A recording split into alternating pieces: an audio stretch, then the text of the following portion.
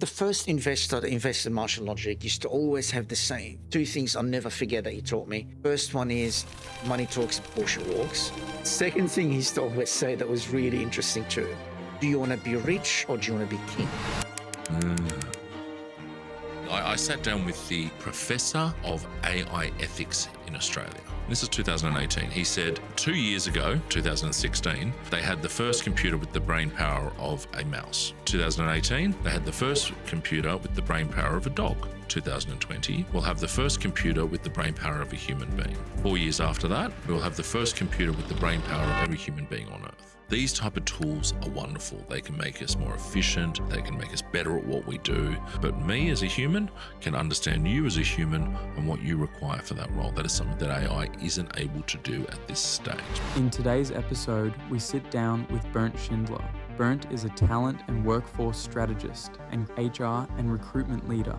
Bernt is also the founder and managing director of Uncommon Talent, a talent and HR consultancy company.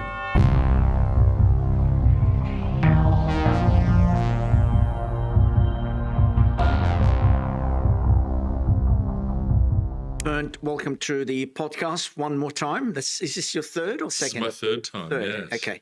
I think every 2 years I get the call up, actually. Is that what it is? That's right, every I've 2 got years. you in my calendar recurring. Literally, that's right. Fantastic. So, Yes. mate, cheers. And Cheers. we love you at Martian. You know, we consider you as a friend of the company, and it's always insightful talking to you. So we appreciate you It's joining. been wonderful to see the product over so many years and see how it's evolved over the years as well. From back in the early days when I think I got involved in helping direct some of where it was going and stuff like that. So it's been wonderful to see. Yeah, good to see you again. Yeah, excellent. So we had a little chat before the podcast, and we wanted to talk about AI.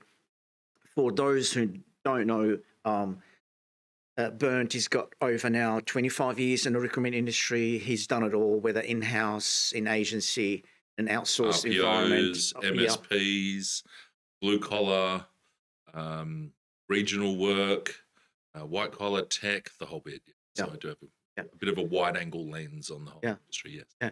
So we want to talk about recruitment. I mean, recruitment is my baby in a sense as well. From the tech point of view, I took a liking to the whole recruitment game, streamlining the whole thing from the moment you see an ad or even before that, for this matter, doing a campaign, let's say from Facebook, and trying to drive the traffic to your website and then the application. So, you know, I'm obsessed with the whole funnel, the recruitment funnel, if you like, trying to automate it, streamline it.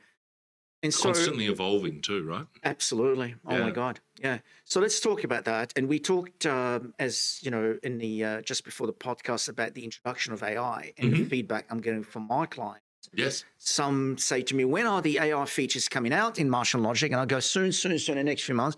And some people, they hate AI and they hate all these applications. They believe people are doing not just the resume, the entire application, the answers to the questions, the whole thing. Yes. So the entire application is done via AI.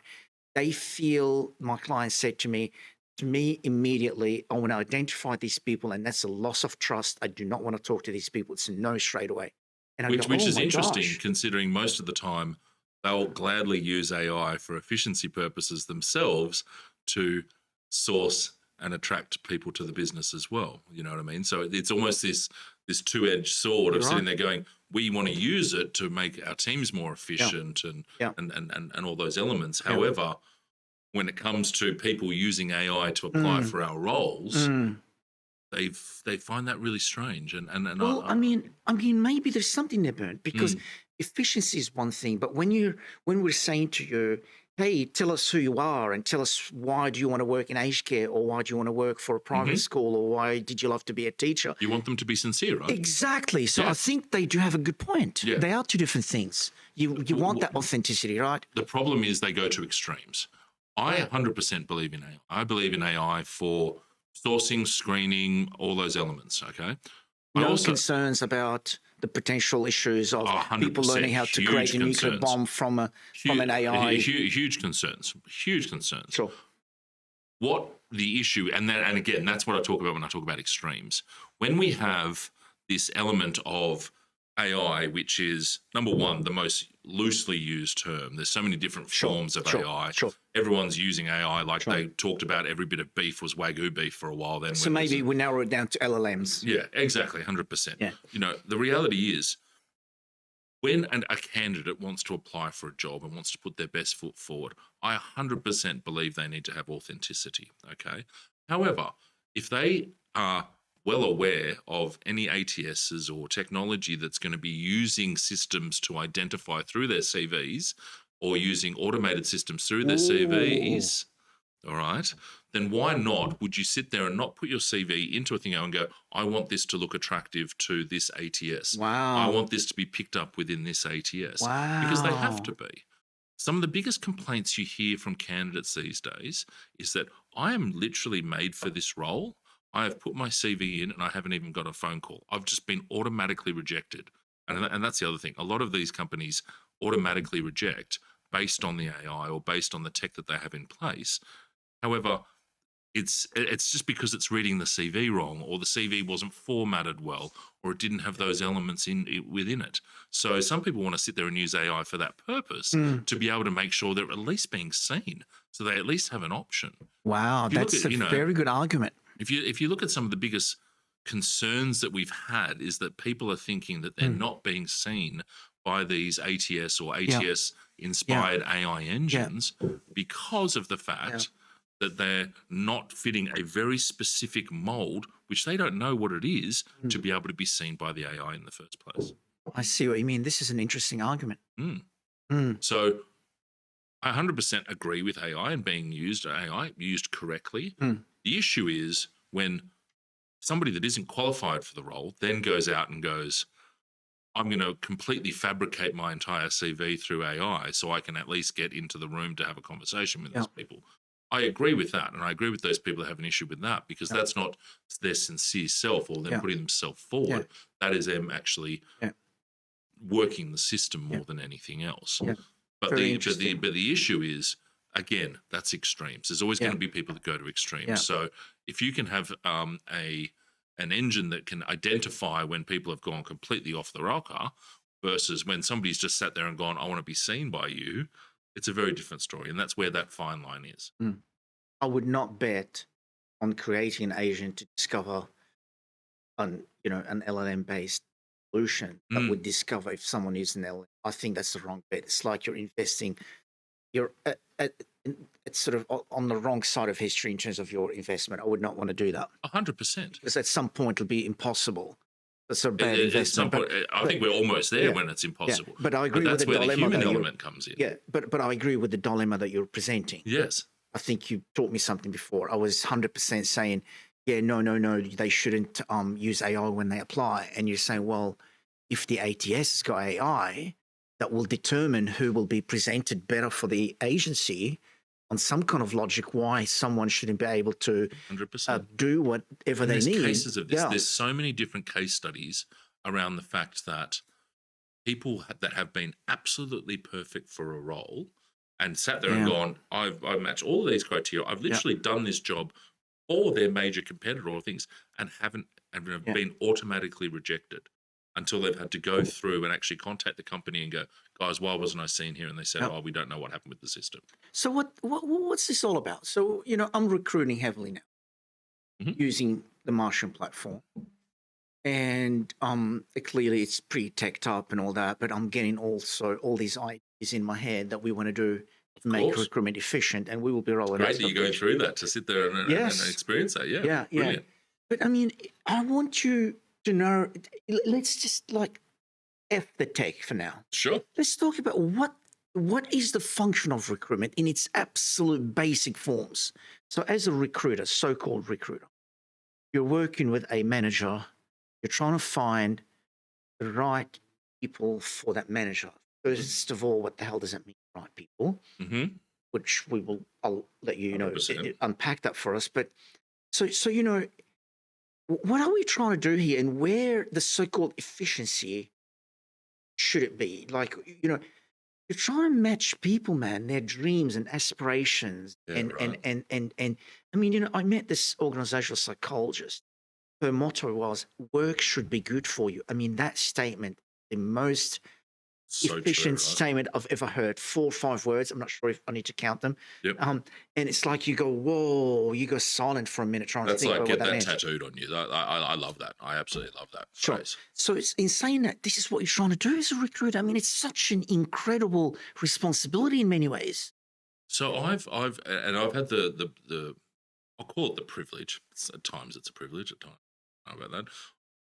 Being in different aspects of recruitment throughout my career and being able to identify and recruit everybody from a store person in a warehouse to CEOs and executives of top 100 businesses in Australia Banks, etc. and banks, etc., and being involved in those processes and being brought in to help interview and help try and suss out CEOs that are so well at interviewing, but trying to flip them up so they can actually get caught out. We can get back to that in a second. Interesting. I'd like to learn about that. But there's this element around what is the most important, and one of the things that's really shocked me throughout my career is the fact of finding a square peg for a round hole that actually ended up working.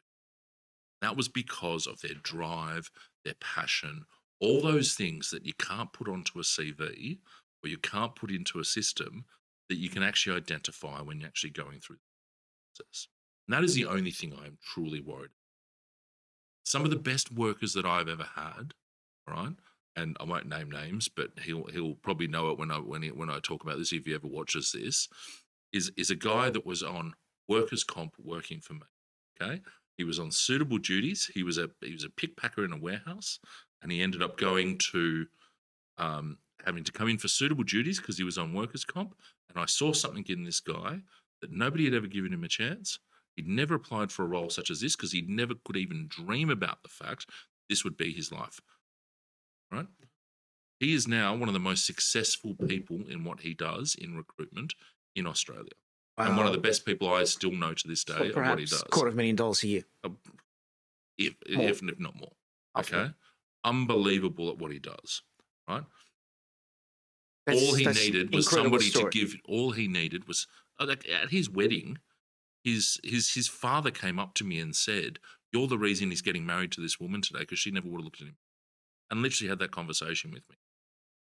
Life changing. I'm a big man, but it was tears. I'm not going to lie. All right, okay, all right. Well, we'll cut that bit out, right? We'll cut that bit out. Yeah, exactly. I've got an image to maintain. Yeah, no, but genuine, not an inch of softness in this man. Yeah, that's right. But genuinely, that was identifying something within somebody that didn't necessarily have the experience, didn't necessarily have the wherewithal to know that they're going to be good at that, and sitting there and going, I can see something in you that you need to do. Now, that is a very extreme case. And again, I'm talking about extremes of what that looks like. It's not but where that yeah. relates to every day is, and again, some of the biggest complaints from candidates these days is, how am I meant to get experience so I even get looked at for a role if I can't even get in the door to talk to somebody to tell them how passionate I am about this? Chicken and egg kind of. Yeah. I can't get in to talk about it. I can't get even in the door to have a conversation with somebody. That's why so many people are starting frustrated and starting to move towards directly contacting people within organisations rather than going down the proper process, which is just causing a huge amount of inefficiencies for organisations because, next thing you know, every Tom, Dick and Harry at an organisation's being contacted going, look, I see you've advertised this job.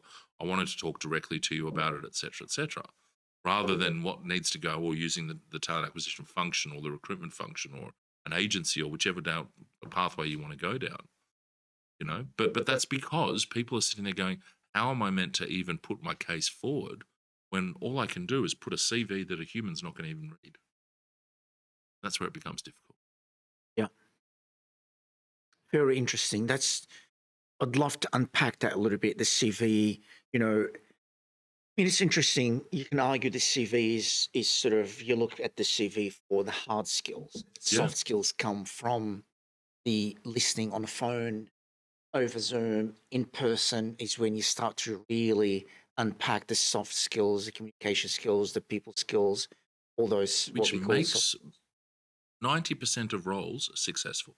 Oh. Okay. Obviously, there's 10% of roles that don't necessarily need all those soft skills, but 90% of roles at least need some sort of soft skills, whether it's being able to communicate what you've accomplished or what you've put forward or how you've put forward it or why you've made the decisions you have made during that process or what you have actually done, some sort of soft skills. And I'm not talking about sales soft skills or, teamwork or anything of that nature. I'm talking about all the different variety of soft skills that there are out there. So until we can start to identify those elements, that's where, and we talk about psychometric. Well, LinkedIn was going to launch a product many years ago. I can't remember how many years ago it was, which was going to be really interesting, which was going to rate somebody, okay, and give them a rating on LinkedIn or anybody that applied based on the cultures of the companies that they had worked at previously. And they didn't end up launching it, and there's a couple of reasons for that. Number one, rating it for who against what? Sorry, what? So I would against the culture for instance, of where they were. So they would rate all the companies in the world based on their cultures, and then because I had worked at those companies, I would have my own rating based on what the perceived culture of me was based on the companies that I'd worked at. So you'll be able to match that person with suitable cultures. Which is all well and good until you take into effect, I left that company because I hated the culture. All of a sudden, that's where it can start to fall out. So, do you take into tenure into account with being able to do that? Do you take in other elements? And again, whilst they didn't launch it as a product, I'm 100% sure there's a lot of data being produced these days that is based on where you have worked and how long you've worked there and what the perception is of those companies and where and every single thing that we buy online and everything that we do and every marketing campaign these days is based around how we can try and target people using data. So anything you can do, including where you've worked and where you've worked previously, is going to be used.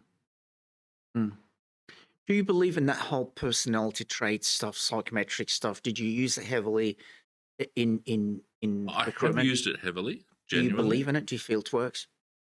And where when it it's works? done well. In what situation? Give us an example. 100%. So when it's done well, 100% I do believe. Okay. Give us an example. So it's not the DISC methodology, but when I worked at IBM, they had this amazing head of talent there at the time. Okay, I was head of talent acquisition. She was head of talent. Okay. And she got the whole HR leadership team in and ran this thing called Belbin Team Profile. Okay, and it was what it is based around is they say that and research has shown that in the perfect team there is 9 different roles within the perfect team. Now a team can be 3 people. It just means that each of those people has to take on more than one role. I can relate to that. Team. I can relate to that. Okay. And that can range from the ideas person to the one that the concluder of does or finalization or whoever does that or and all these different roles within. Sure, this. I can see that. And when you go through this process, you rate yourself.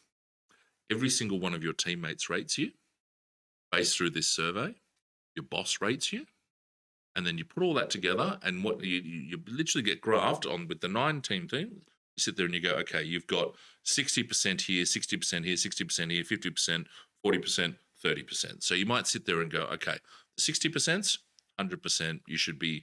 That's what you should be doing within the team. So look at your team, and you should be doing those elements. Okay. We look at the rest of the team, and you go, okay, we're missing a lot of these areas, so maybe because you're 50% there, we'll chuck you in there and we'll get you doing that element of it as well. So they're rating, sorry, Bernt, just on that, they're rating that person against each of those 9 roles. Each of those 9 roles. Got it. Okay, so you might be 60. So usually, there's people that are 60, 70% at something. Yeah. Mine was very unusual, and even the guy that ran it said that mine was very unusual. Get into that later. I don't know if I want to say that on a podcast, but most of the time it literally goes down like this. So it says with the 9 roles, okay, whatever that looks like.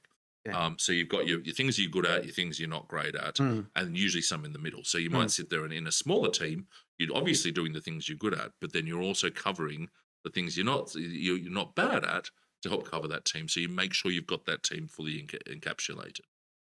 Okay? So that stuff I 100% believe in, because as soon as we did that and started operating on that and understanding everybody else's, and we shared it, for the next 5 years, any job that I went into or anything I walked over to, I would sit there and I'd share that and I'd go, this is what I'm good at, this is what I'm not. These are the things you need to be aware of. These are the things that are not great. These are the things that are wonderful. But these are the things that we need to work on. That type of stuff I agree with. This whole I'm an ENFP stuff, I think, has been too widely misused. And, I can do a survey online now for 10 minutes and it comes out with what my personality trait is. Can be very, very deceptive. Sure. Unless you sat down and gone through a proper process where you've rated yourself, somebody else has rated you, you've gone through it. Attacked? Yeah. Attacked, yeah. Unless you go through that element, yeah, you can really struggle with it. Yeah. Interesting. Do you believe in this whole notion of, when you build in a team, which is similar to what you're saying, you divide what are the strengths and weaknesses of every person, and you sort of build a team on that basis. So we need to create a balance amongst those 3, 4, 5, 10 people, whatever that team is. So you want a couple of people with those strengths and a couple of strengths, so you end up with that sort of balance amongst 100%. The team. You've got all the strengths that you need. Diversity of thought. In every team, you need diversity. If I've got a team, and this is where referral systems can be really fraught with danger, in the fact that if you just rely on referral systems, people often bring people into their businesses. What do you mean referral systems? So in recruitment hiring. In recruitment hiring, okay. So sales teams used to do it a lot, where they'd sit there and they'd go, okay, listen, I've got you. I think you're great. Can you bring it? Or I'm great at what I do. Can you bring your mate? And people hire in their own image a lot of the time. From your previous especially work. Sales, it's been shown, hire in their own image. So all of a sudden, you've got a whole bunch of people that do exactly what you do within a team, and the team's faulting in other areas, whether it's teamwork, whether it's this or whether it's that. It starts to falter in other diversity of lack thought, of diversity. lack of diversity in the team. Okay, and when I say diversity, yes, I do mean cultural, sex, etc., etc. However, or sexual identity. Sorry. However, what I also mean is diversity of thought process, diversity of how you operate, diversity of your personality. Those strengths and weaknesses. Strengths and weaknesses, 100%. Of the skill sets and. Because if you ever think back, and we've both been doing this for quite a while now.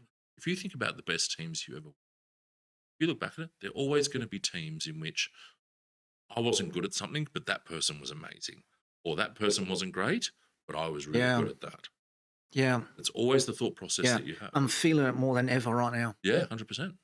I've got incredible team. I mean, just with the EA right now, some of her skills that she's adding to the value she's adding to the recruitment process, to the entire process. To me, I'm happier. I'm being able to get so much more work. The people I'm dealing with are happier. Everybody, because you don't realize it, but you're learning. Yeah. When you've got diversity of thought or other people's opinions that come in there, you are consistently learning. True, but you're absolutely right. I'm not diminishing that point at all. But what I guess I was trying to share with you, there was something really sparked the last few with the team, the product team, some solid product managers that are dealing now with the developers. So what I do now is my job is to pick, is it Ben? Is it Lewis? Is it Chris? Who's the person that is best will be driving this project, this feature, this thing? All I've got to do, this is where my skill comes in, and set the tone for them, the kind of ETA, the expectation, very high level, set the and let them drive it. Agile methodology, and, right? And I'm going, whoa, I'm just seeing magic happening. Yeah. I've got really smart people, man, and motivated, driven people. But that's the biggest privilege. The whole agile methodology is based around a scrum master, which is literally, that's all they do. They sit there and they set the tone, they give it out there, and their entire job every day after that is to knock down roadblocks for those people to be really successful in what they do. You're absolutely right. So that's for them to do that. What I was saying, although you're right there, mate, I'm just saying from my point of view, slightly different. All I need to do is to identify in my head, is it Ben or is it Lewis or is it Chris, or who's the best person to drive this particular feature? And just do the initial brief to everybody what we're trying to do and say, Benny's going to drive this, for example, right? And that's it. Yeah. And the power of that has been unbelievable. Even as I said, with the similar thing, 2 days in and I'm feeling that. So, having really smart people, motivated people, you can say that all day, but I guess it's really on you as well. See the way, if they are doing really well because you're using them well, you're motivating well, treating them well. So so maybe I'm doing things better now. Maybe I'm doing things right now. Well, I'm seeing that difference in the last few years. But it really is very, very powerful. The whole team thing is incredible. But I bet you each one of them are very, very different personality. Oh my God. Yeah. Couldn't have been. And if you were 25 years of age or 20 years of age, back in the heyday, and you probably would have sat there and looked at those people and gone, well, they're not like me, so they're not right? Sure. But you've now built a diverse team where they're all good at certain different things. Okay. But more so, you've realized I need diversity to be able to do certain. Yeah. Yeah. Whether I planned it, I don't think I planned it. I'm not that smart. Now we've seen it in hindsight. But I think just, when you're in the middle of a fight of a startup, mate, the dust everywhere and you're in trenches and bullets flying everywhere. It's my way or the highway when that stuff's happening. Sure, you make decisions. Once you start to grow, then you start to realize it's not on me. It has to be somebody else. I have to allow somebody else to put their flavor on this and their juice on this. Yeah. Let's talk about this. Let's talk about this. This is something that will help me greatly. If you watch the last, 4 or 5 podcasts, almost this topic comes up every time because I want to learn about it. Sure. I still don't feel I've got it. What do you know about leading leaders? So right now, the biggest priority for me, and one of the reasons I hired DA, is to help me make sure I build that right cadence and relationships with my executive team, so I can nurture the executive team and create a reward system and recognitions and the little things on Fridays, a bit of a culture around that as well. So in saying that, what do you know, what tip or anything that you know about leading 100%. leaders, as opposed to, because the organizational psychologist told me there's 3 or 5 even types of leadership. She said, leading yourself, leading others, leading leaders. Yeah. That's the one I would like you to talk about. So mine is definitely not going to be clinical by any means. I'm not going to give you an answer that Sure. Okay, No, there's any 5 tips that different you types learned, or anything of that nature. something that was an eye-opener for you. To be a leader of leaders, you have to be a chameleon. This is what I truly believe. I'm listening. What you don't want to do if you hire a leader is to stifle that leader. Okay? When you put too much cadence around a leader, all you're doing is stifling them. You've hired them as a leader for a reason. You have hired that person because of their knowledge base or the way they operate or the way they work. Your role, and whether you call it servant leadership or whatever it is to understand that leader, understand what drives them, understand what they need, what help they need, what assistance they need, give them that. Okay? Very clear to set the foundation of what you require. Okay? Very clear to talk about the North Star, as every Bain report talks about, but and talk about where you want to go and what the strategy is and what you want to accomplish. But then from that point, you have to trust in your leadership team to be able to accomplish that.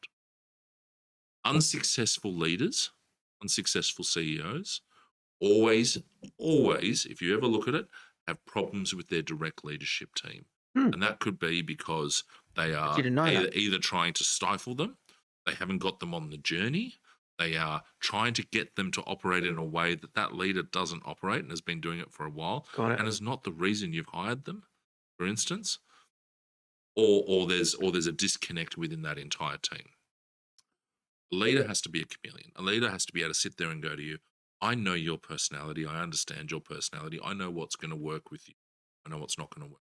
There is no hard and fast rule on how to lead leaders. It has to be individually catered to each individual leader. The organizational psychology is called nuanced leadership, meaning it depends on a person, different strategy for every person. You've got to find what Much better way of describing person. it from the organizational psychologist. I'm not surprised, but 100%. I genuinely believe that is the case. But also, you need to make sure that they get on with each other and they communicate with each other. You can be the most, respected and you could be communicating so well with your leader. Unpack it a little. sales and marketing are always going to argue Okay. unless you get them on the same page. That's a good opening statement. Thank Sure. you. I'm very insightful. I'm sure some people learned from it. Thank you. Let's go deep a little bit. Okay. Beneath, deeper in the skin. Oh, I like going deeper. Sure. So let's talk about trust. I Mhm. mean, when you have a leader, Yes. one of those LETs, so I mean, if you don't feel you trust them, I mean, where's that going to go? Nowhere. This is trouble. There has to be real good. So can you unpack that? What does that? But hold on a second. Oh. If you feel for a second you don't trust them, is that your unconscious bias? No, I'm going to let you unpack the whole thing. No. What I'm saying is you need to ask yourself that question. If I'm sitting there going, okay, I've got a CFO, and I don't trust that CFO. Okay, for whatever reason, I don't trust that CFO.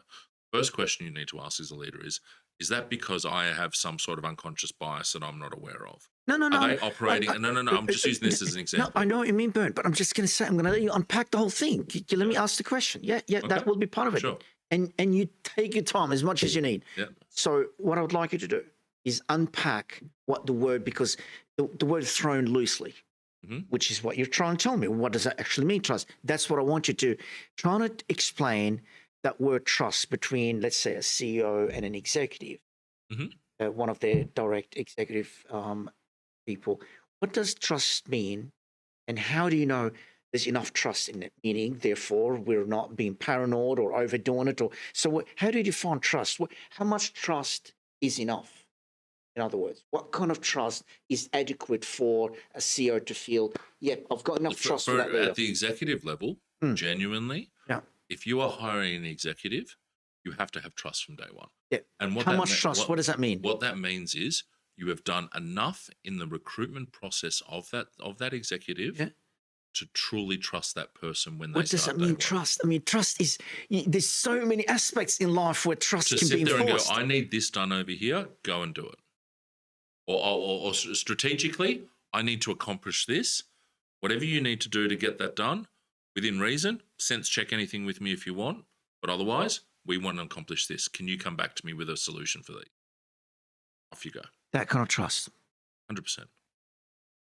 If you are micromanaging a leader or an executive team member, No, I'm not saying you are. Sure. I'm not saying you are. No, I'm just saying define the trust. Trust is so much. There's a borderline between personal, between business, between what you're talking about, trust within the realm of a project delivery, what you sort of seem to have described. So what kind of trust, how much trust is adequate before we start to say, you're overdoing it? You don't need to be trusting you in those areas or whatever. So just define that. Okay. I'm not saying that you sit there and go, you're making all the decisions for your area of the business. I'm not saying that. What I am saying is trust in the way that they are going to operate and the way that they are going to hold themselves, the way that they are going to push forward, okay?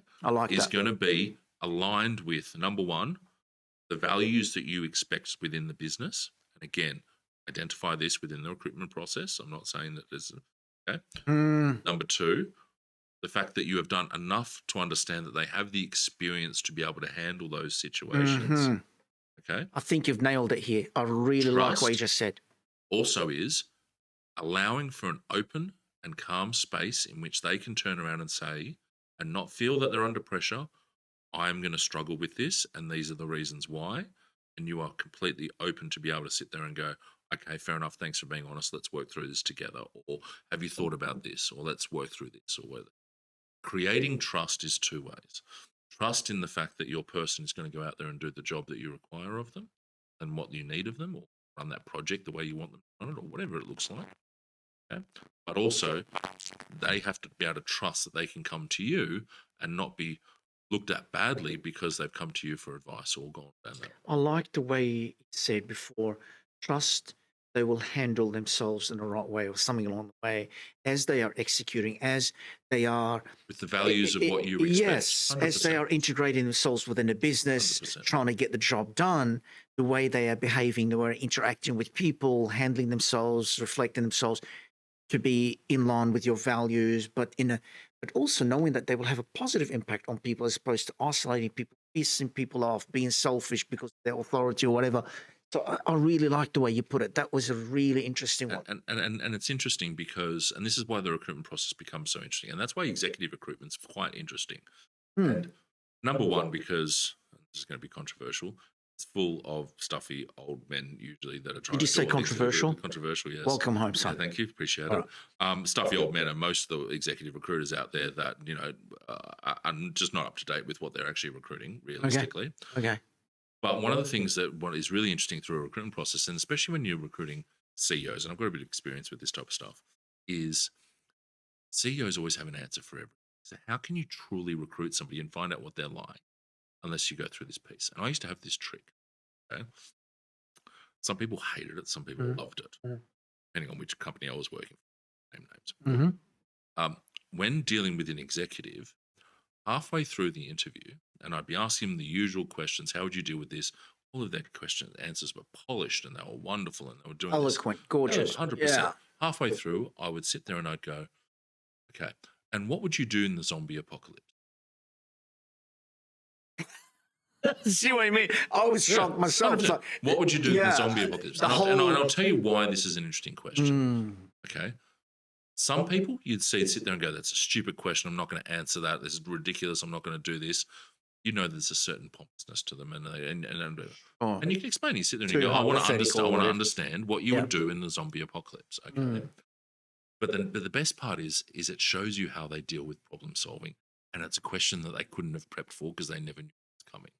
Okay. So for instance, and I know you're already thinking about what your answer would be, because naturally we do assume. No. I really love the idea. But then one of the really cool elements out of it is because you'd have people that sit there and go, well, I'd grab an axe and then I'd run around and I'd defend my family and I'd do this and I'd cut this and I'd cut that. And, and you'd be sitting there going, okay, that's how you're going to deal with problems when they come to the business. Okay.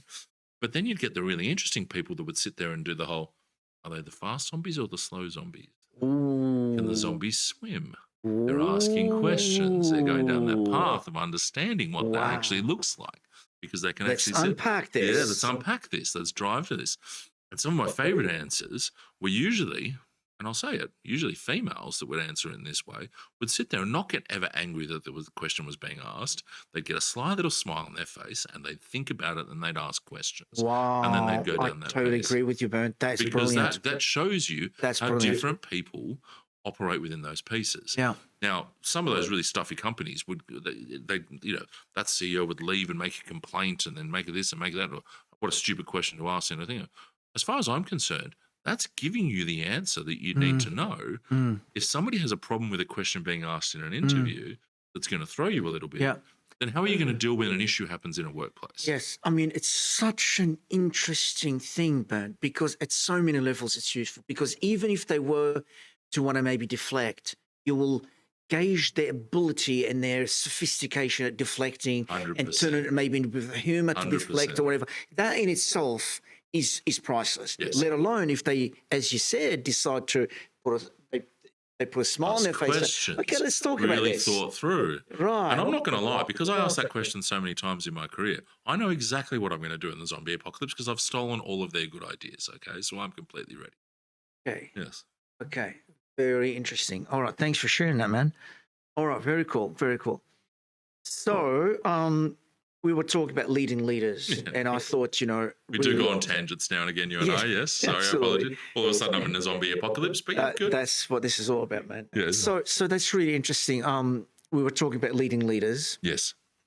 And you said something interesting about you want to trust that when you give them that task, how they go about completing that task. Do they demolish every goddamn thing in front of them to be able to get that task, step on people to get that task, and then come back and say, here it is? Yeah, look how well I did. Yeah. Right. Or do they build relationships, empower people, improve on the culture, and say to you, here's the task? Do they come back to you and sit there and go, look, I could do this task, but and in the short term, it'll work really, really well. However, longer term, this is going to be damaging to our business and our culture because of this. So if we're going to do more of that, we might need to make some changes. Exactly. Love that. 100%.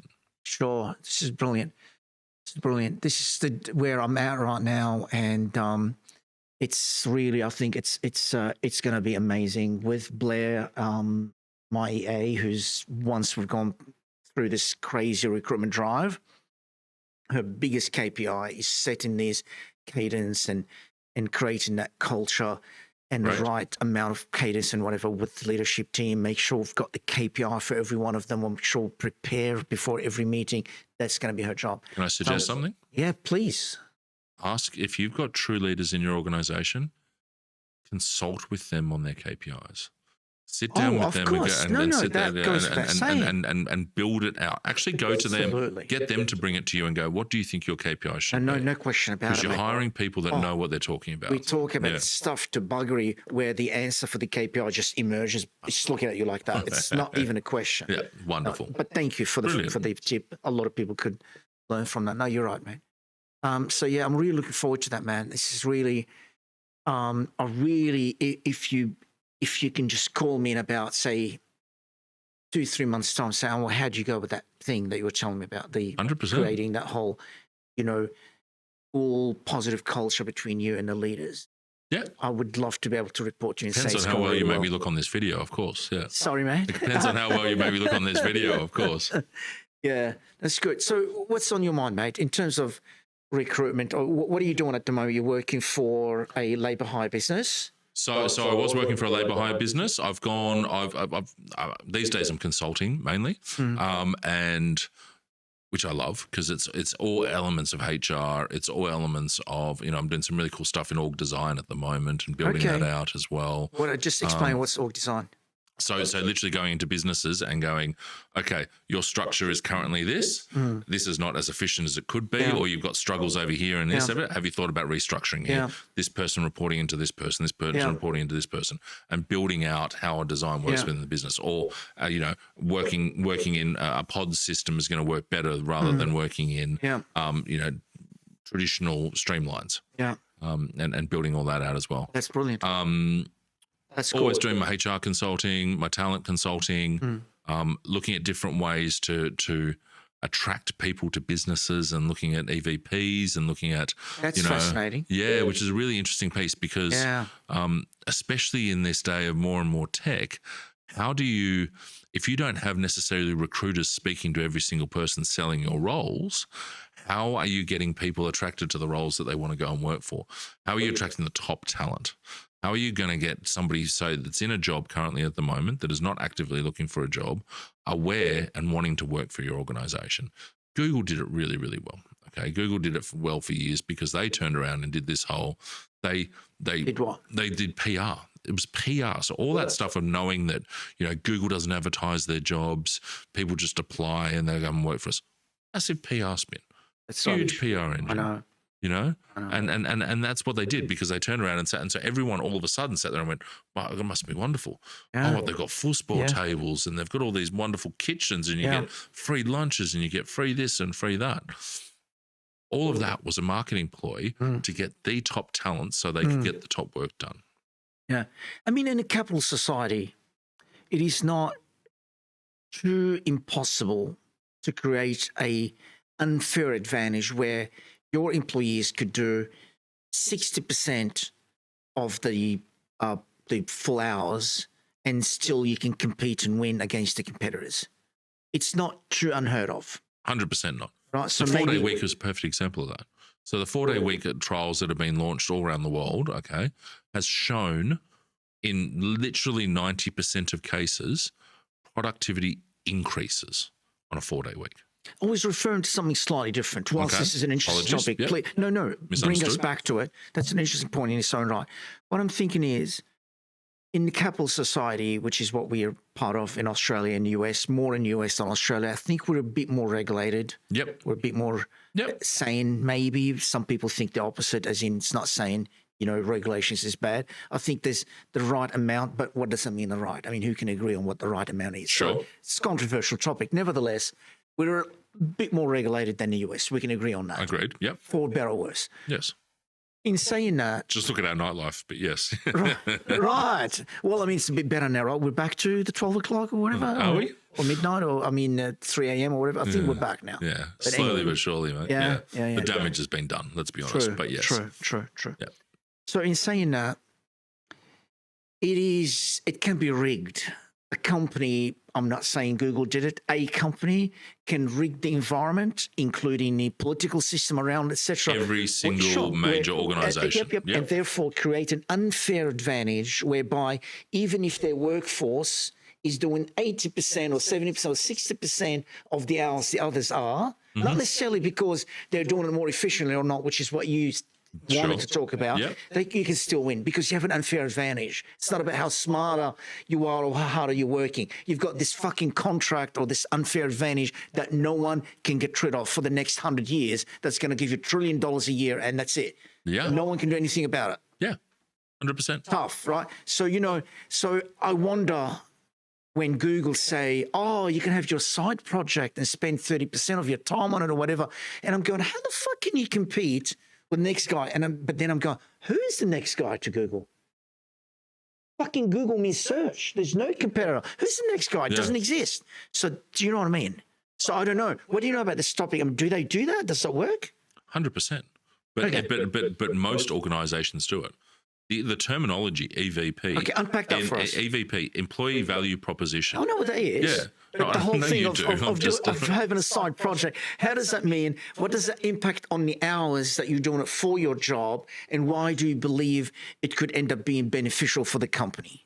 Smarter, maybe, way of doing it, which is what you tend to want to say. Ask that question in a different way. Sorry, so I understand. So this whole thing of saying to you, you can work on your own project, which even if it's going to take 20% of your time. Your side hustle. Yeah. Well, because that means, is it, the way it works. To unpack that to us, someone like Google, when they say that, does that mean for the real work that their managers are saying we would like you to do? Let's say you're a programmer and this is what you need to achieve. Does that mean now you're doing maybe 30 hours a week because you're okay to do the other 8 hours or 10 hours on your own thing? Is that how it works? Or they're saying you still have to do the 38 with us, but you're welcome to work on a side hustle? No, so a lot of, and again, depending on which company you're talking to, those side hustle pieces, they encourage you to do it. You're still expected to do your 4 hours, okay? Although some organisations, and I am aware of this, some organisations on the company time have allowed to do it on the company time. Now, let's be really open and honest about this. That is part of EVP. That is to attract you to come and work for that business. Don't get me wrong. How do you compete why is that a good idea as a business? Because most people won't actually do it. They sit there and they go, okay, if I'm going to work at Google, do you really think I can only work 30 hours a week? Because the workload itself is going to dictate that I'm doing 38 hours a week. I respect that. That's a very interesting 50 point. hours a week. I acknowledge that point. But we encourage you to go and do a side hustle when you're not sleeping. Sure. However, do they know something that you and me don't know? For example, 100% probably. If we say that, apart from your point is valid, the chances are 80% not going to do it, or even 50% not going to do it. That means that all of a sudden the hours dramatically will change. So nevertheless, do they know something that we don't know, whereby if we say this is the kind of environment where you're going to be doing, 30 instead of 38 or 38 instead of 45 or whatever, because you can spend about 5-10 hours a week on your own project on company time, does that mean you might be attracted talented people to the tune of 10 times more efficient, and who gives a shit about that 10% or 20% in hours that you're doing something else because you're so efficient and talented that you're going to kill the average? This ties perfectly back to my 4-day week. And I'll tell you why. 4-day week, okay? For what week? 4-day week. It's a new trend happening in organisations. I don't think I've heard of that. Explain what it is. So that you do only 4 days a week, normal hours. 4 days. I'm so sorry. I just didn't. 4 days a week, normal hours. Got it. But you get full-time pay. Got it. Okay? Got it. So you're working 30 hours a week. It's the same thing. It's exactly the same thing. Sure. Okay? And that is becoming, there's whole countries that are trialing it at the moment overseas in Europe. Is that the idea? You attract smart people. It's not even just that. It's not even just that. Oh. It is that the companies have identified that people are not actually productive for 100% of the time. Sure. Okay. I agree. So if you give them time off to recuperate more, that you get more out of the less hours productivity-wise than you would normally. The people are happier, they're more engaged. But they're doing this side hustle, they're using their brain. Take How away is the that side hustle. recuperating? Take away the side hustle. Oh, I'm so sorry. We're talking 4 days a week. So 4-day week, there is no side hustle. It's the same principle. You're doing your side hustle because you enjoy that side hustle. You're doing all that type of stuff. So it's recharging you anyway. Fairly similar. But it's the same principle that people, human beings, are not meant to be built to work 40-hour weeks. So reduce the hours per week. Yeah, reduce the hours per week. Okay, and sit there and say, you know what I'm going to do? That last day. So I've been involved in rolling out 4-day weeks. Okay, and one of those pieces was that during that day off, that they'd set up a big Slack channel, and everyone would post what they're doing on their day off and having their time off, and they'd do all that type of stuff. So it created engagement. Look at what the business is giving back to you, and they're still paying you for that extra week because productivity is increasing. Your people are happier. You've got less sickness, major reduction in sickness. Because there's less sickness because people are not burning out as much. Burnout stress. The burnout stress is one of the biggest drivers to everything from the flu to more serious things. So less sick days, less sickies because you've got one every week. So stop me whinging. You don't need a sickie. Less all of those elements. And when you are in work, because you're more engaged, you're more productive. Now, don't get me wrong. You have to put a whole bunch of pieces in place to make sure that business can be done correctly and efficiently, and that you've got coverage on those times, and to make sure that your productivity is increasing. You need to make sure you put elements in place to track productivity and make sure it's not falling off. And it's more of we give you the gift of the fifth rather than it's your right in our organisation. But then all of a sudden, if I'm sitting here and I'm working in a bank and I'm going, okay, you know what, I'm working my ass off for this bank, yet I can go and work over in that bank over there, and they're going to give me a day off every single week. So I get a 3-day weekend every single week for the same money. Of course, I'm going to go and show more loyalty to that bank. So it's an attractant, more engagement, less sick, better health of your people. And on top of that, productivity increases. Okay. Let's change your topic slightly. I'm going to ask you a question that will probably turn up becoming a short on TikTok or something. TikTok? Yeah, TikTok. okay, that's all right. TikTok. Fuck TikTok. All right. Okay. So what are the 3 most important traits of a solid recruiter that you would hire in your team? Resilience. Okay. Number 1. Empathy. I like. And just absolute grit and determination. You know, I used to have a lot of recruiters, great recruiters like yourself as clients, especially during the Logic days. We're all recruiters, right? Yeah. Everybody was recruiters, as in even agency recruiters, not even internal. Sure. And some of them used to use that term. They used to talk to me about, having a bad day or whatever. They go, recruitment. They used to call it champagne and needles. No, champagne and razor blades. Right. Because recruitment, because especially in those days, recruitment was so commission based that when you were having a great month, you were living it up. Okay, so you were having a great month, and especially with so much perm recruitment, you're only as good as your last fight. Realistically, you can have an amazing month this month, but because you're doing perm recruitment, the next month you could have nothing in the pipeline whatsoever. So it's champagnes and razor blades. When recruitment is good, it is one of the best jobs in the world. When it's bad and you've got your manager looking over your shoulder and having sitting there going, what, are you going to bring in any billings? I'm paying you and you're not bringing in any money to the business? Because it's one of the only industries in which you only get paid for your results. You know what I mean? Consultancies. If I go out there and do a consultant project for somebody right now, I'm getting paid on my hourly rate. Sure. Let's be honest. Okay. Sure. Statement of work can be a little bit different, but most of the time it's you're going out there and I'm getting paid for the work that I'm doing. Okay. A recruiter can work for 2 years on a role trying to find the perfect person for their organization. And on the last day, you found this unicorn of a human being and they've gone out, they've had an argument with their girlfriend that morning and change their mind that they don't want to move. And you get zero for that. Absolutely nothing. If anything, you've got a client that's got the shits at you because I've just wasted all this time trying to interview this person and you haven't done it. So you're in shit with the client, you're in shit with your boss, and you've just wasted 2 years of your life. You know those talent shows? America's Got Talent. Sure. Whatever. Britain's Got Talent. You see the judges. Australia's Top Model, still waiting for my call up, but yeah, I'm sure it's not far off. Yeah. Yeah. You see the judges going through these, ups and downs and being frustrated and feeling very low. The morale is completely effed up because no talent, hour after hour after hour after hour. And then they get someone good. And when I saw that the first time after doing recruitment, I still start to connect with these judges now in a way, at a different level. Yeah. Because I'm in that game, I get the same thing. Sometimes 3-4 days, nothing. And then you speak to someone, you call someone, they answer the phone, you go, oh my God, thanks God. But think about it from this point of view. At least they get to judge them based on the fact that they can get up and sing.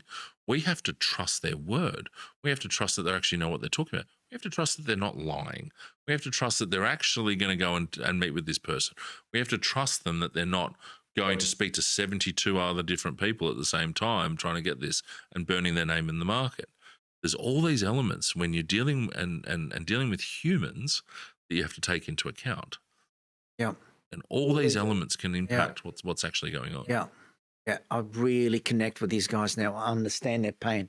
It's the same thing. It's talent. It's all about talent. Yeah. So interesting. But they're only looking at one aspect of somebody. They're only looking at whether that person can sing, okay, or sing in their market. What makes the superstar is reading the voice. Maybe their marketability. Okay, sure. Okay. Personality, persona. Yeah, but if I'm going to work with somebody, for the next 5 years, 10 years, and I'm relying on this person to do something in my company that I need to have done, I need to make sure that they're the right person, right? I have to look at every different element. I need to make sure that they're not going to turn around and try and screw me over in 2 months. I think they're both as interesting. I don't think we can undermine this one or that one. Both extremely challenging. I'm definitely not trying to undermine Simon Cowell on here, okay? And that is not the tic-tac line, okay? Undermining Simon Cowell, all right? Let's talk, a superstar. Oh, my God. You can sit down for the next 10 years trying to find what makes a superstar and you will never get it. It's just the shit that money can't buy, that no one can define. You look at someone, you hear them talking, moving, singing, and you go, whoa, there's magic there. It's either there or not. I'm seeing you on the next Australian Idol right now, mate. This is what I'm seeing. As a judge, as a judge, yeah. But it's just magic. It's like so many planets have to be lined up. Yeah. Before the magic happens. Just like building a company. So many planets have to line up. Yeah. A film that becomes a major hit, same shit. Yeah. It's just so interesting.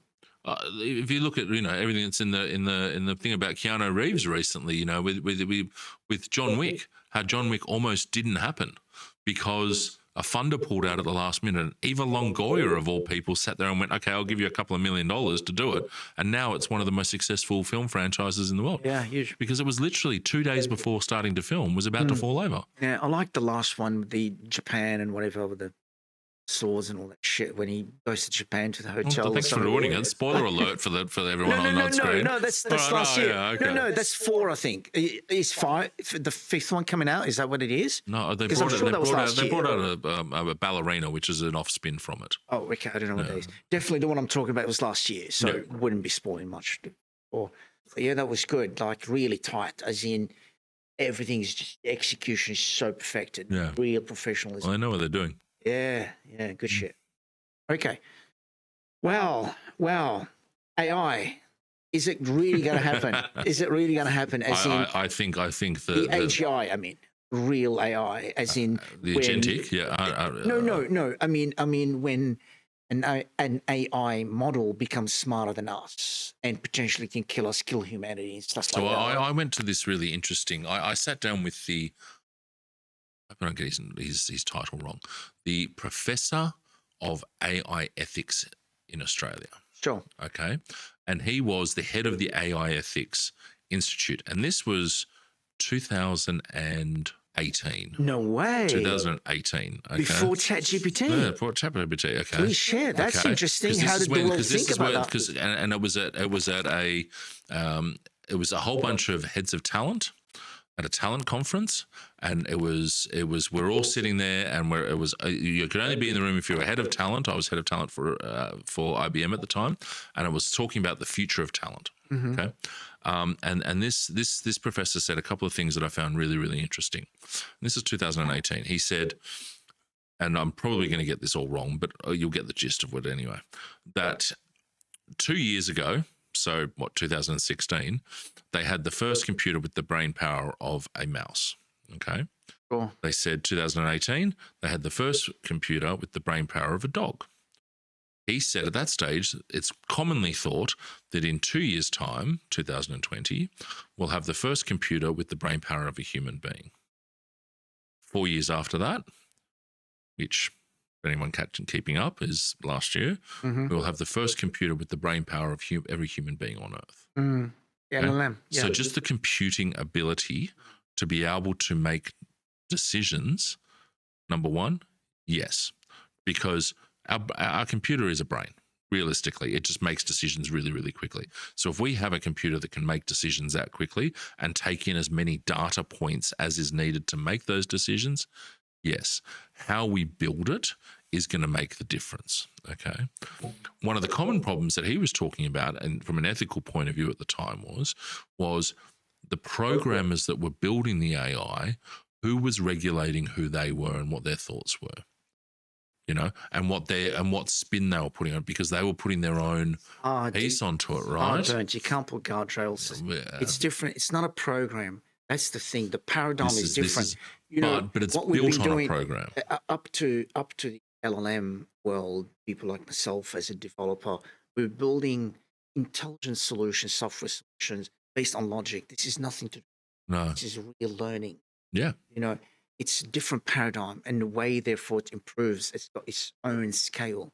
It's completely different. I used an AI recently, and so you can't really have a guardrail. That had never been to Australia. So this AI had never been used in Australia. Okay, and when I was talking to it and having conversations with it, I just started asking it random questions. I said, "So I'm really hungry. Where should I eat?"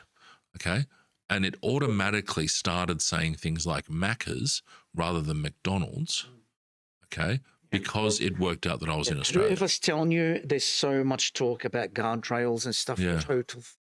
Yeah, and this is what worries me, and that scares the hell out of me. Cannot do that, and that's why the idea is if it really continues, you can continue to be able to improve on it at sort of same scale, same. I don't think we can stop it now. Therefore, we will not be able to put guardrails, and that's when it started to become aware of what we're doing and starts to cheat itself. Look at who's considered the grandfather of AI for Google. Okay, he is literally spending his entire time now talking about how we need to stop because it is going too fast. Man. English guy. What's his name? I can't remember his name. Yeah, really like him. He's a good guy. Very thoughtful. Put it in the comments. But there is. It's about 70, 80s old now. Yeah. But it's really interesting to just see that. And I suppose my question to you is it too late? It's already going this way. And not just saying it is too late. Human greed is always going to sit there and go, I can make efficiencies within the process. The genie's out of the box. The genie's out of the box. It's too late already.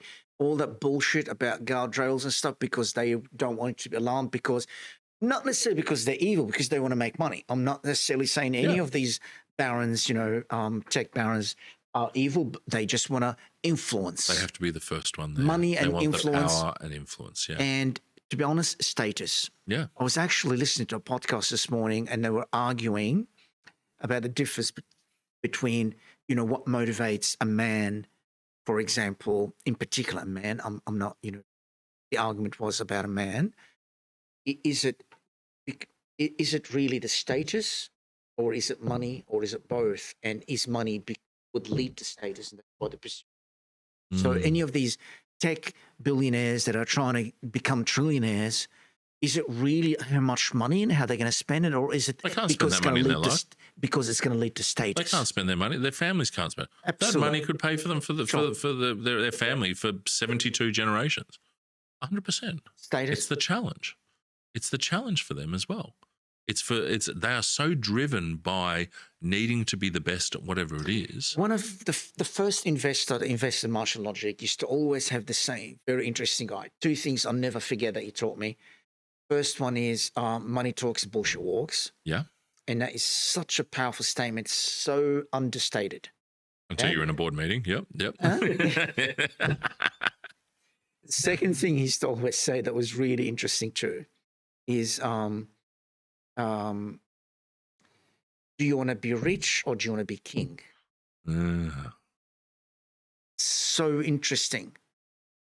Meaning, when he sees me arguing, being upset about something stuff, he's suspecting this is because a status issue, pride issue, saying, do you really want to make money or do you want to be king? Meaning the person with that status and grandeur and all that bullshit. 100%, right? Which one is it? And therefore you need to make up your mind. I love that. That's a really cool question. Yeah. It's a really good self-assessment question to ask yourself when you're upset about something as well. Bernt kings used to borrow money from the money people 100%. to go to war. Yeah, 100%. And that's why a lot of their decisions post-war based on what those investors tell them to do. 100%. Part of the deal.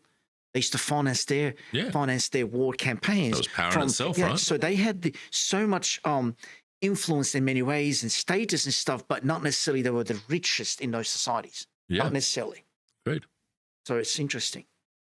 Yeah. Very interesting. All right, last topic. You picked last topic. We'll go through that and then we'll call it a night. Look, I think that when we've been talking so much about AI and some of these elements that we have been talking about, and I think I mentioned it before we started today, the importance of relationships and the importance to how people still operate within people within those spaces. These type of tools are wonderful. They can make us more efficient. They can make us better at what we do. They can do all those type of things. However, I think that for the short term, and what I think that a lot of the big tech companies don't realize is that we still need to utilize relationships and peer-to-peer understanding for a very long time to come. And I think that is something that we need to be really, really aware of. You know, a hiring manager being able to come to a recruiter and sit there and go, look, this is what I'm actually looking for. It's this, this, this, and this. It's not a checklist over here.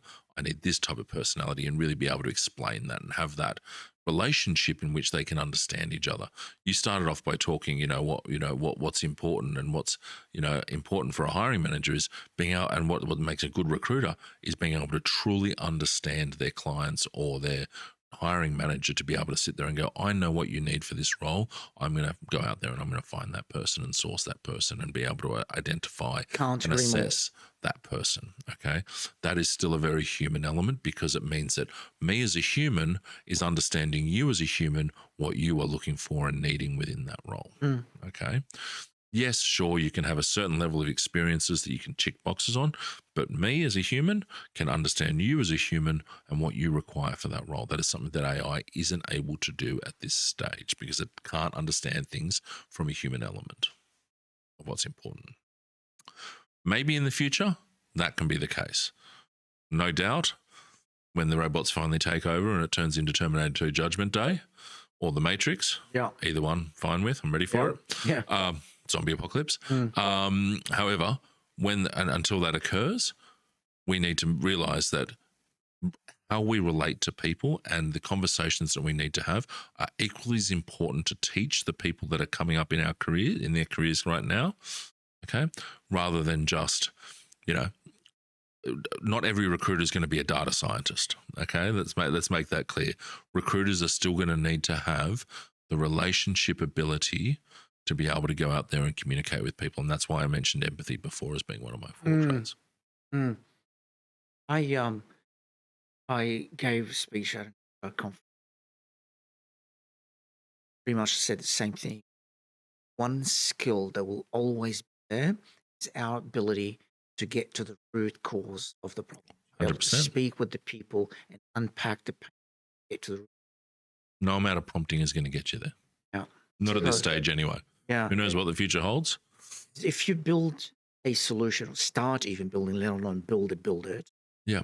and you're barking at the wrong tree, you're stuffed. So to really find the root cause before you start to make any investment, whether you're building software, you're building a dam, you're building a solution to something, no matter what that is, right? You're understanding what your hiring manager needs to hire. Same thing, right?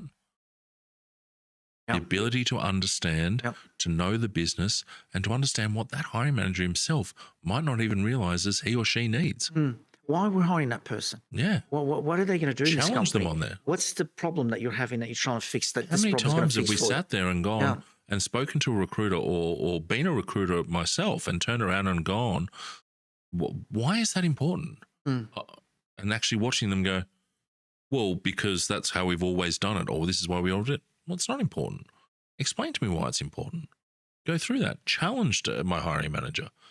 Built trust with the hiring manager by doing that and understanding what they really require. Yeah, totally agree. That whole, I use that word, nothing original about it, but I mean, strategy for your recruitment, strategy for that person. Sure. So it's a developer. But let's unpack that a little bit. What are they really going to do? Who are they going to work with? Where are they going to sit? What's the edge they're going to do? What's that thing? Where's that gap? Where's that thing? You've got to ask all these questions, and then the strategy starts to literally come out. 100%. And it becomes so clear, you know? And that's when people say to me, oh, you're doing recruitment. And I go, I'm not doing it because I can't hire a recruiter, because I am not confident that we know who we're trying to recruit. I'm unpacking and learning every single minute. And through the process, you're finding out exactly who you actually need for this role. And you might have, you know, Sarah Brown come in and sit there and go, okay, well, listen, this is what I do, this is what I do. And all of a sudden you're going, hey, wow, I didn't even think about it, but I need a bit of that in there. She might not be right for the role. However, I now know that I need this. Yes. It's constantly happened evolving. Last night. Constantly interviewed evolving. 2 smart people in marketing. They changed their mind, because I've only got budget to hire 2 people in marketing, senior people, like $250,000 each, right? So, however, okay, I'll take both roles. Sure. So I was after a CMO and a doer kind of person, meaning like a team lead, execution kind of guy.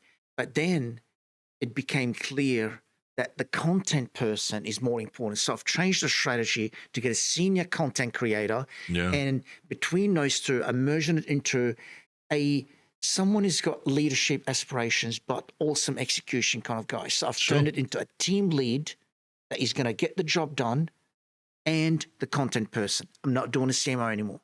Perfect. That's from speaking with about 15, 20 people. I've listened, I learned from them, I've acknowledged, I've learned from them, thanked them every time, saying, you just taught me something. Thank you. You've evolved, 100%.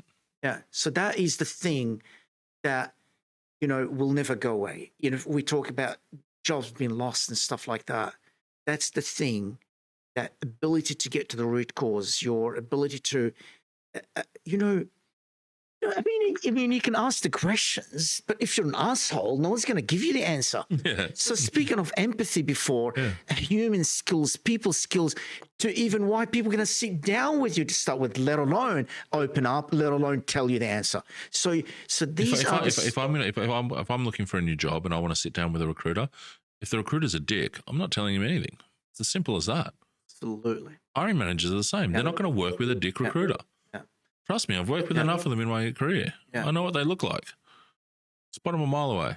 On this note, we'll leave it at that. You're a legend. It was good to see you, mate. Always a pleasure, mate. Thank you very much. Thank you, everyone. It's a wrap. Thank you. Cheers.